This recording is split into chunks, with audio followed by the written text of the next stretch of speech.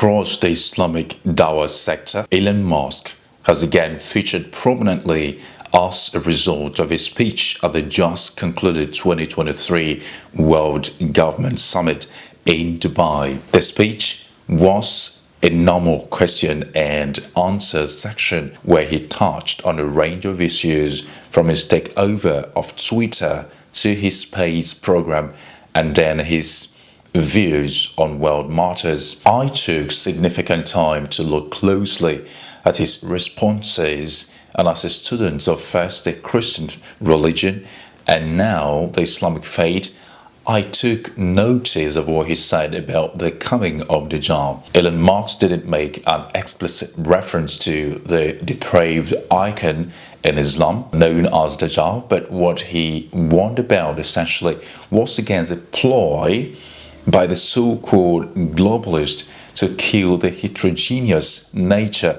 of world culture and civilization. Many people who observe world affairs with traditional concerns, like Elon Musk, have rallied against the concept of cultural homogenization, as it is detrimental to the diversity and the richness of culture around the world.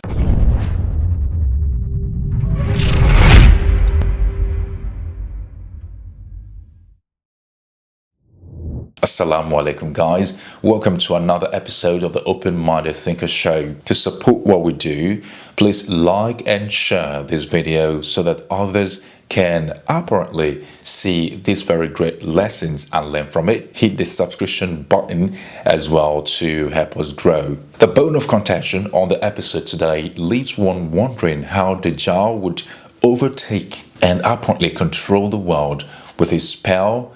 And of course, an unlikely person like Elon Musk have raised the issue on a global scale. He spoke about the dangers of cultural homogenization, a concept that has remained at the heart of the corrupt push by the so-called globalists to spread Western civilization to the detriment of the variegated nature of world civilization. I know this is called the World Government Summit, but I think we should be maybe a little bit concerned about actually becoming too much of a single world government. If I may say that we want to avoid creating a civilizational risk by having, frankly, this may sound a little odd, too much cooperation between governments.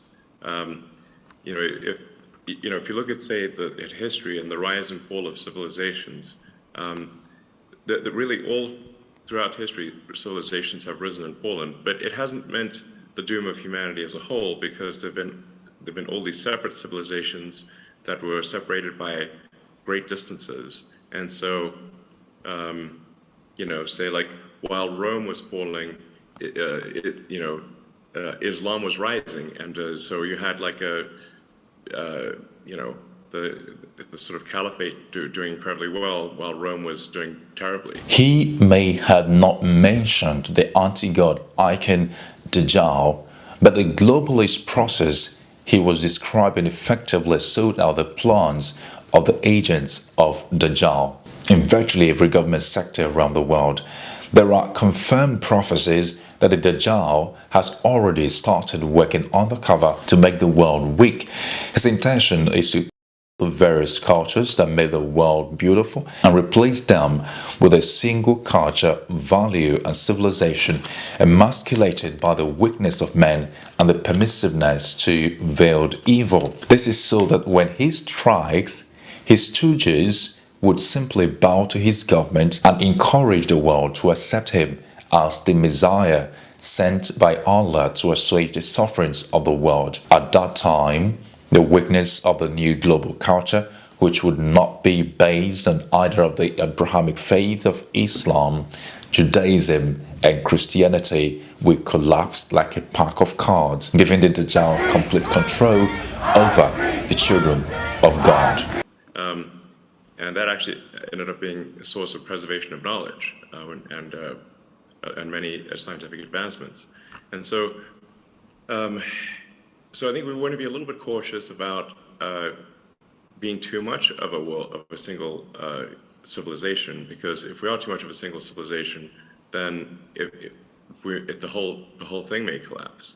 I'm obviously not suggesting war or anything like that, but I think we want to be a little bit wary of actually cooperating too much. It sounds a little odd, but we want to have some amount of civilizational diversity such that if something does go wrong with some part of civilization, that the whole thing doesn't collapse, and humanity keeps moving forward.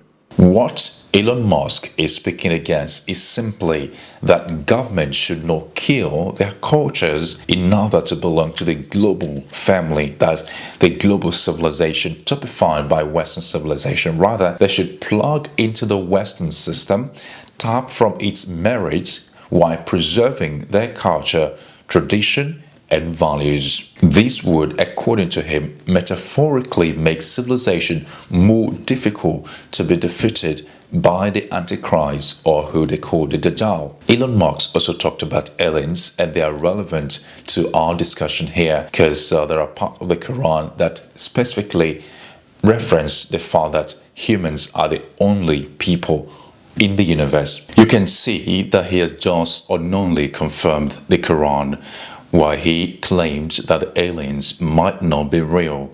Elon Musk also raised a concern bordering on the fact that if the world is the only habitat, that's where human beings are located, where there's only living things, then there is a strong need to preserve the earth. This echoed the stand of some Quranic verses about the exclusivity of the earth. Pick your Quran, open to Surah Al-Anbiya, chapter 21, verse 30, and I quote, "Have those who disbelieved not considered that the heavens and the earth were a joined entity, and we separated them and made from water every living thing? Then we did not believe." End of quote. This verse highlights the concept of the earth as a unique entity that contains all living things. Surah Al-Rahman, chapter 55, verses 10, I quote, "And he created the earth for living creatures.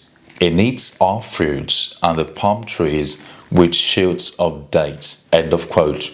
This verse also emphasizes the idea that the earth was created for living creatures and that it contains all the necessary resources to sustain life. So, brothers and sisters, we must be mindful of the warnings like this. They come from unlikely people like Elon Musk to warn us about the danger of letting go of our culture and faith to follow a dangerous path of self-destruction. Let's pray the various world civilizations are preserved, especially the Islamic faith. Guys, let's apply the break there. Well, share this video, like it, and let others know about it. Until next time, Assalamu alaikum.